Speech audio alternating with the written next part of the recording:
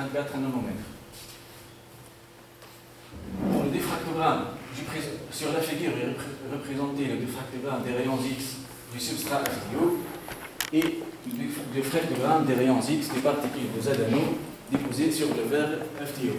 On remarque bien qu'il est en intense et indiquant la bonne cristallinité des particules de Z-anneaux obtenues. Suite à l'étude spirale, on a effectué une étude morphologique à l'aide d'un microscope électronique à balayage. Les images même montrent la formation de particules de géométrie hexagonale est bien régulière. On remarque une morphologie de type globe à l'intérieur de ces particules. C'est presque la même forme géométrique obtenue pour les Z-anneaux déposés sur les feuilles. Pour étudier les propriétés optiques de ces particules, nous avons caractérisé nos échantillons par la spectroscopie UV visible. Les mesures UV ont été effectuées à température ambiante. On remarque une transition dans le domaine visible entre 400 et 800 nanomètres aux alentours de 60%. Pour déterminer l'énergie de gap de Z-anneaux, nous avons tracé la variation de H' au carré en fonction de H' à l'aide de la formule de Toc. Et par extrapolation de la partie linéaire de la courbe sur l'axe des abscisses, on a trouvé une valeur aux alentours de 3,2 électronvolts. Une autre méthode pour déterminer l'énergie de gap ainsi que les défauts présents dans le matériau, c'est la spectroscopie photoluminescence.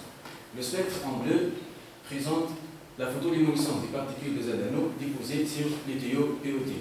On remarque l'apparition d'un pic à lambda égal 385,2 nanomètres.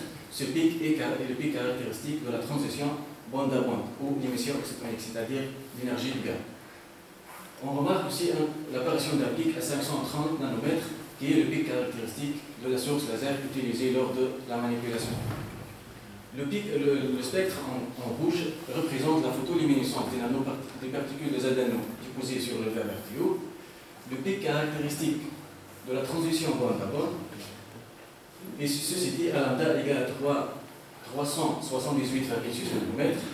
Et on remarque aussi l'apparition d'une large bande qui se situe entre 500 et 600 nanomètres qui est attribuée aux défauts présents dans le matériau tels que les laquines d'oxygène et les interstitiels de zinc. On passe maintenant à la spectroscopie infrarouge à transformer de Fourier. On remarque la présence d'une bande qui se situe à 527 cm-1. Cette bande est attribuée à la vibration de la liaison du Z-anneau. La bande qui se situe à 1565 cm-1 est attribuée à la double liaison CC du cycle aromatique du substrat POT. Les bandes comprises entre 2850 cm-1 et 2950 cm sont attribuées à la vibration de la liaison CH. On remarque aussi l'apparition d'une large bande qui se situe à 3425 cm-1. Cette bande est attribuée au groupement OH de l'eau. Finalement, nous avons testé les échantillons élaborés par la méthode hydrothermale par les photos électrochimiques. Le montage photo-électrochimique est constitué de 3 électrodes. Une électrode de travail qui porte l'échantillon, une électrode de référence en AgHCl et un code contre-électrode en tige de platine. Ces 3 électrodes seront immergées dans un cuve en quartz qui contient une solution de 1 à 2 SO4 0,5 M. Ces échantillons seront éclairés par une lampe xénon. La distance entre la lampe et les échantillons est de l'ordre de 30 cm. Pour cela, nous avons utilisé 2 méthodes. On commence par la voltammétrie cyclique, IDV. Sur la figure est représentée la variation de l'intensité en fonction du potentiel. Des particules de Z-anneaux déposées sur le substrat flexible hétéro-PET et des particules de Z-anneaux déposées sur le verre FTO sous l'obscurité et sous illumination. On remarque qu'à l'obscurité, le courant est pratiquement nul. Sous illumination, on remarque un saut de courant. Cela est dû à la création des paires électrons trop au niveau des semi-conducteurs et l'apparition d'un courant anodique. On remarque que pour les particules de Z-anneaux déposées sur le verre RTO, le courant trouvé pour ces particules est un peu plus élevé que celle trouvée pour les particules de Z-anneaux déposées sur le substrat flexible.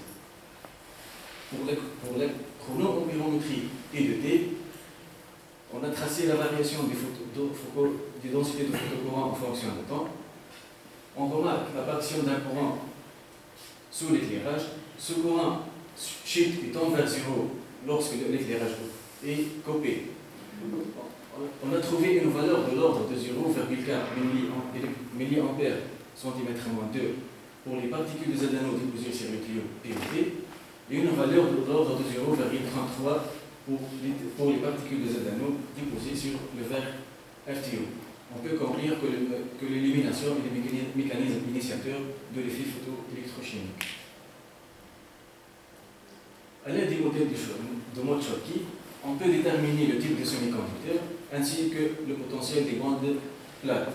Pour cela, on a tracé la variation de 1 sur C carré en fonction du potentiel des particules de Z-anneaux déposées sur le tuyau PET et la variation de 1 sur C carré en fonction du potentiel des particules de Z-anneaux déposées sur le verre FTO. Et par extrapolation de la partie lumière de la courbe sur l'axe des abscisses, on a trouvé une valeur de moins 0,77 volts pour les particules de Z-anneaux déposées sur le verre sur le ETO-PET et on a trouvé une valeur de l'ordre de moins 0,15 volts pour les particules de Z-anneaux déposées sur le verre FTO.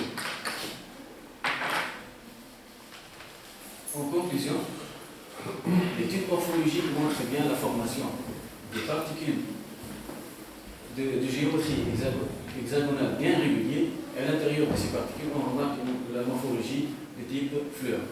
L'étude structurale a montré que les particules de Z-anneaux déposées sur l'ETO, PET et déposées sur le verre RTO sont polycristallinées et de structure hexagonale Wurtzite.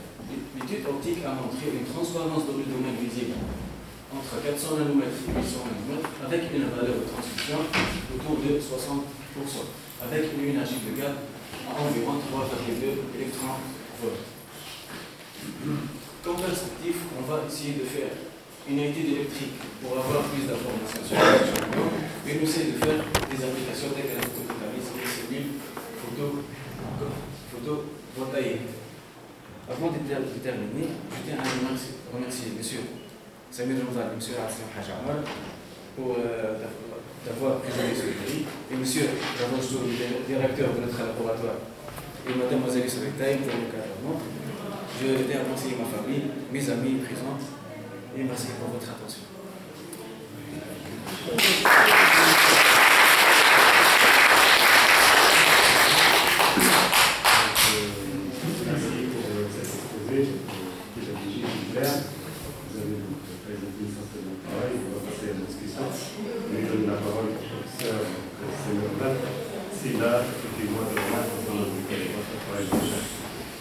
Merci, M. le Président.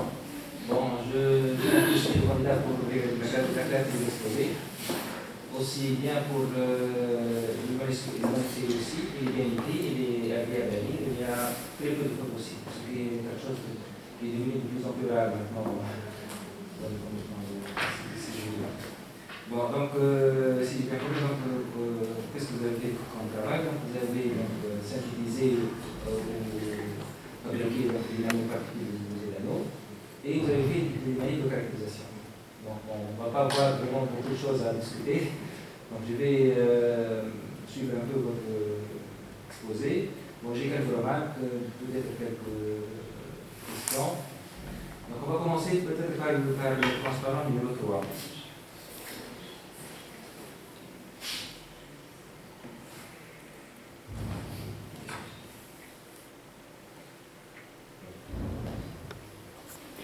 Juste ici, il y a des appellations première génération, deuxième génération, troisième génération.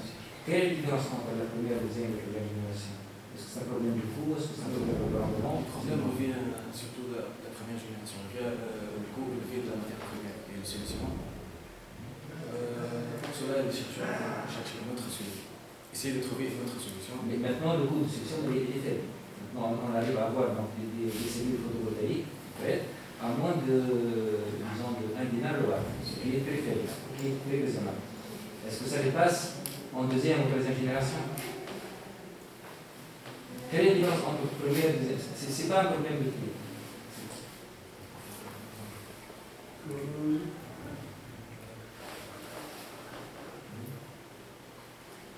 Parce que maintenant, vous dites ici coût élevé. Maintenant, la solution, ce n'est plus à coût élevé. Donc, les prix sont tellement bas.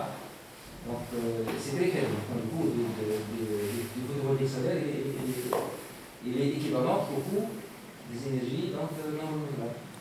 C'est pas plus le même prix. C'est pas, cette question-là de coût, elle n'est plus maintenant.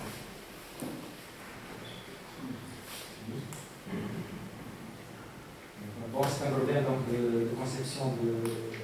Non, c'est pas que c'est un concept. C'est un concept. Le transparent juste après. Bon, juste ici une petite correction. Maintenant, pour les cellules organiques, ils ont atteint un rendement de 11,6%. C'est pas 5%. D'accord? 12%. Et 12% maintenant. Et si on le compare, maintenant, si on prend, vous savez que le solution, le rendement que vous donnez de 20%, il est à 25 degrés C. Si on place un photovoltaïque dans le Sahara en Tunisie, qui fonctionne à 80 degrés C, son rendement sera de 13-14%. Alors que c'est une photovoltaïque, elle a un rendement de 12%, elle garde le 12% même à 150 degrés C. Donc ils sont équivalents. Donc ce n'est plus une question maintenant de rendement, c'est autre chose. Je voulais juste faire cette remarque aussi. Le transport numéro 6 maintenant. Ici, vous dites en général, des le centre, des générateurs d'électricité, des cellules solaires. Est-ce que vous connaissez des devices, c'est-à-dire des structures, des électroménages qui sont fabriqués à partir de ces anneaux? Est-ce qu'il y en a? Ouais. Vous dites ces excellentes propriétés optiques et électriques. Est-ce qu'il y a des données d'électroménages à base de ces anneaux? Est-ce qu'il y a des cellules solaires à base de ces anneaux? Est-ce qu'il y a des générateurs d'électricité à base de ces anneaux? Les applications. Oui, mais est-ce que ces applications-là existent? Peut-être au laboratoire. Non, ça existe. Industriellement. Ça existe, des deux lasers à base de ces anneaux. Donc il faut, lorsque vous parlez, il ne faut pas être dans le cadre général. Il faut dans le précision. Le transport numéro 10.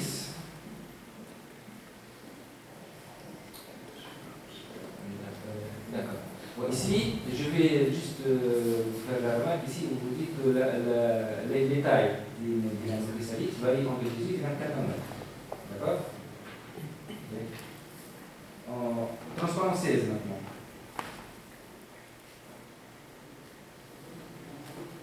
C'est ça. Je viens à la photo de sens ici.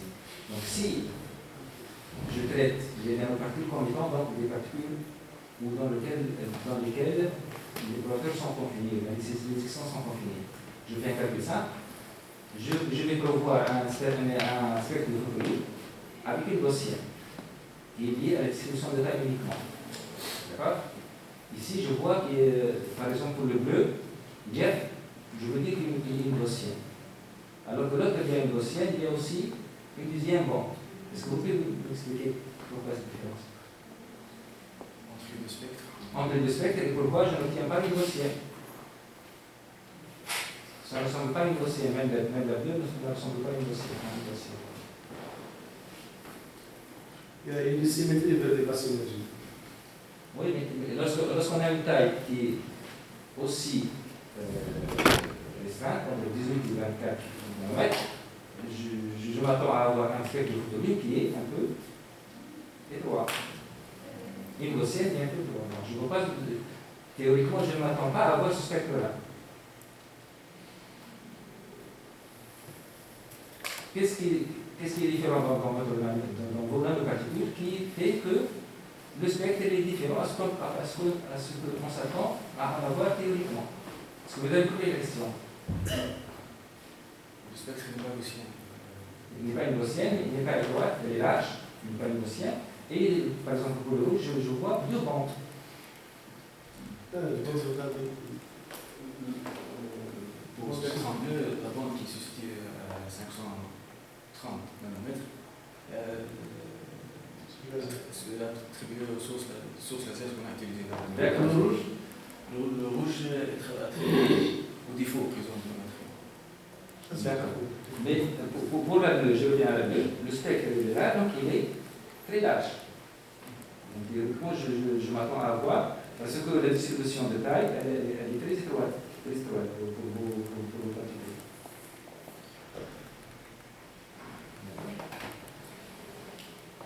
Je m'attendais à avoir un spectre qui est vraiment un peu fin, oui. Qu'est-ce qui fait que le spectre ici est un peu lâche? Donc il y a autre chose que la distribution de taille. L'effet de contrainte. Vous n'avez pas de contrainte ici.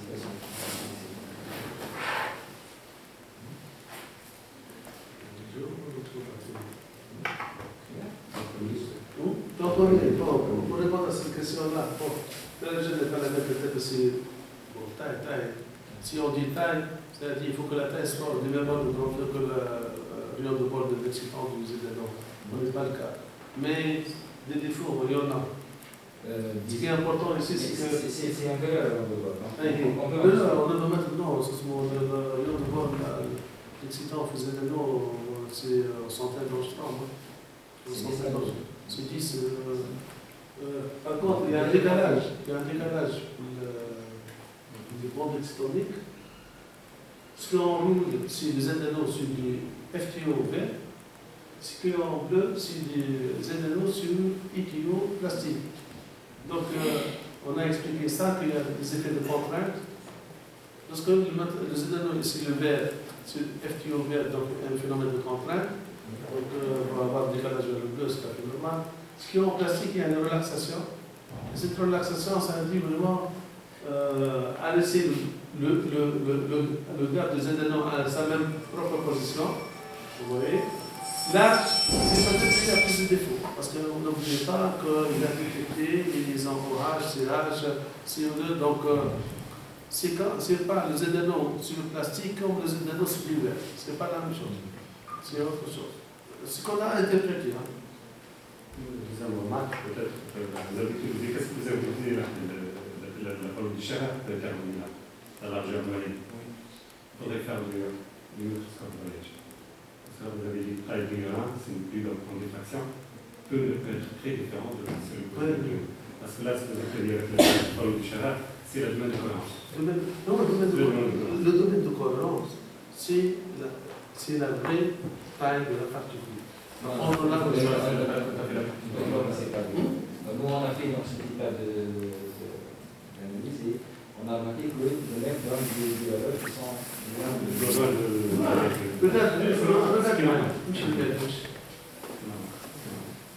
mais ici, je vois que. Voilà ce qui est dans le même. Ce sont des hexagones.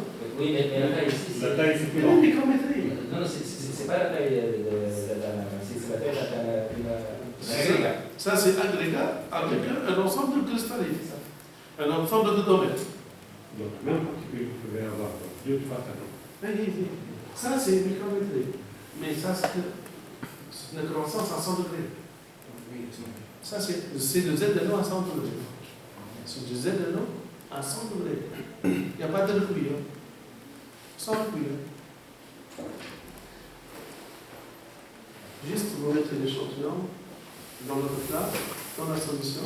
Je t'explique. Non, je n'ai pas compris comment ça se fait. Juste.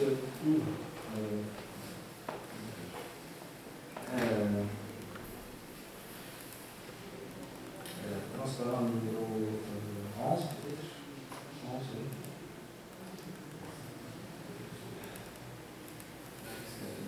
Non,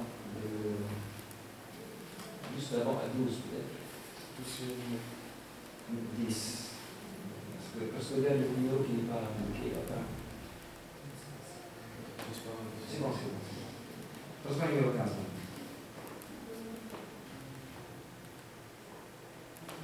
Ah, vous ici, vous utilisez la probabilité.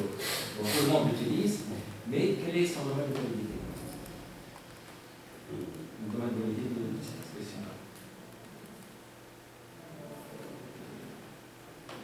Il y a 3 conditions qui doivent être satisfaites pour qu'on puisse utiliser cette formule.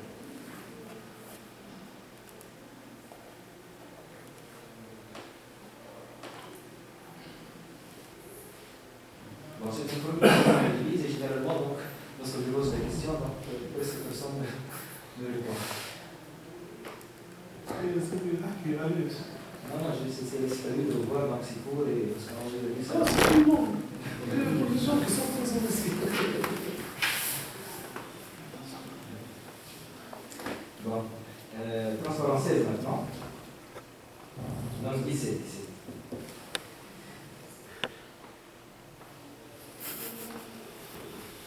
Bon, ici, où est-ce que vous avez fait donc, ces spectres de tir? Non, parce qu'ils sont bien faits. Donc, je tiens à féliciter celui qui a fait ça. C'est monsieur Rodrigue. Là, parce que c'est vrai, c'est parce qu'ils sont bien faits. Parce qu'en général, dans la zone de 3180 là, on voit la bande de l'orage. En général, il y a des gens qui ne font pas bien leur travail. On voit dans la bande ici, on voit que les anciens COH qui. On travaille sur vide, hein? Oui, même si c'est vrai, donc il y a toujours des contaminations. Mais ça, c'est bien fait. Juste ça. Donc, mettre transparent 18 maintenant. Ah, cette distance de 30 cm, vous avez insisté, même dans le soulier ici, 30 cm. Est-ce que c'est. Pourquoi 30 cm? Est-ce qu'il y a, vous référez à. Pourquoi vous prenez exactement 30 cm?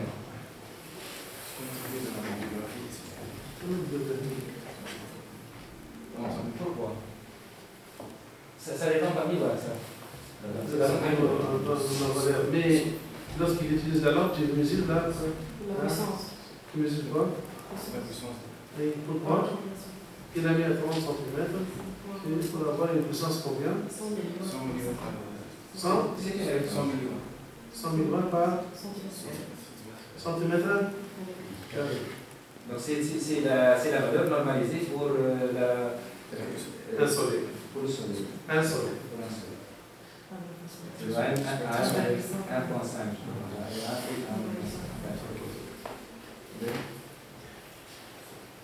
Transparent 20.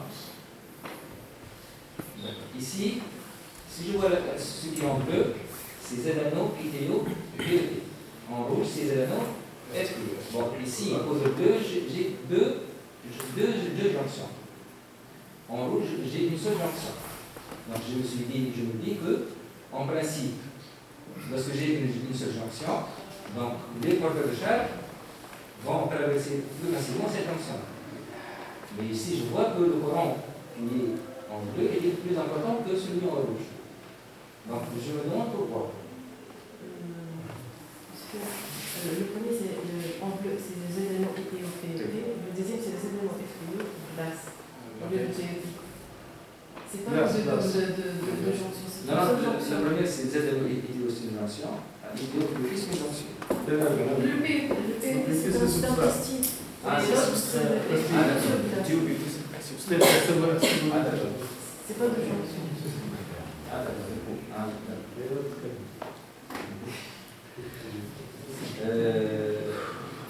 En conclusion maintenant, transparent en conclusion. D'accord. Vous dites ici que les gens présentent une transparence de 60%. Est-ce que c'est une valeur qui est acceptable, disons, pour une fenêtre optique? Est-ce que cette valeur-là, vous parlez une bonne valeur pour l'application?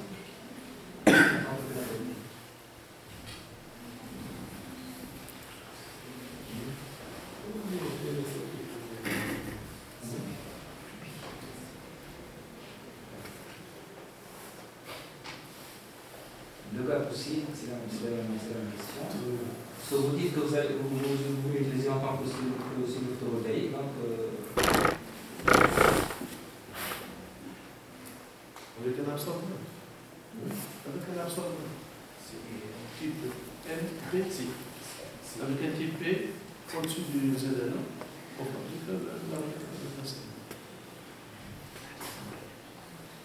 mais il y avait de 100%, donc vous parlez du point de transparence. Non. Mais ça dépend de la qualité de la surface.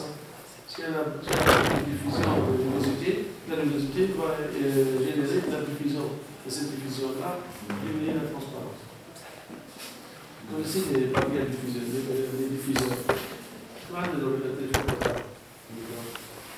Ouvrez ce téléphone, vous allez trouver, parce qu'il y a 3 ou 4 lampes LED pour éclairer le téléphone, mais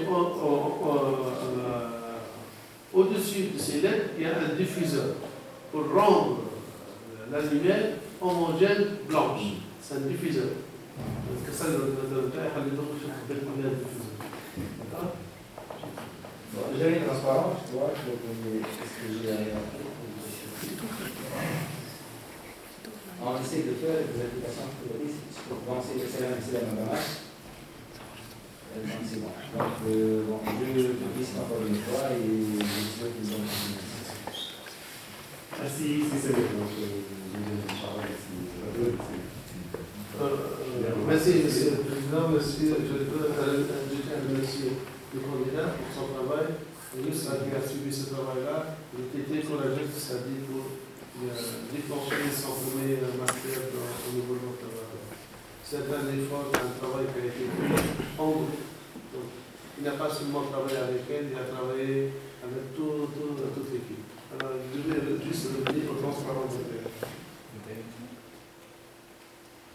Là, vous avez mesuré, tu as mesuré en bonne capacité, un succès carré, et la pente, tu as description de la pente avec l'axe 10,6 potentiel de votre regardez. Tu n'as pas commis d'erreur. Vous voyez l'axe 0. Y égale 0. 1, et là. Donc là, il faut corriger ça. D'accord? Ouais. On revient, c'est-à-dire en mode on-off pour le photocollant. Moi, je m'attendais à ce que le ZNO sur FTO donne un photocollant plus important que le ZNO ITO PET. Ça, c'est au potentiel qui est V égale à 0. Ça, c'est V égale à 0. Monsieur V. Alors, V égale à 0. pour là عندك ZNO سي تي او بي تي عندي اقل من 0.1 مليون امبير او ميكرو امبير وداخل في مليون امبير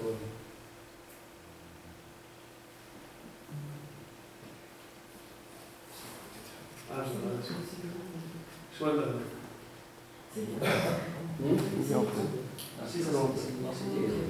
لا لا هي densité, c'est toujours densité.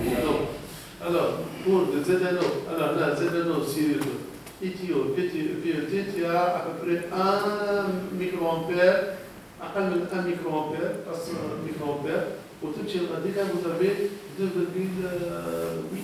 2,7 microampères, pour V égale à 0. Ah, j'avais trouvé. Tu dois retrouver les mêmes résultats.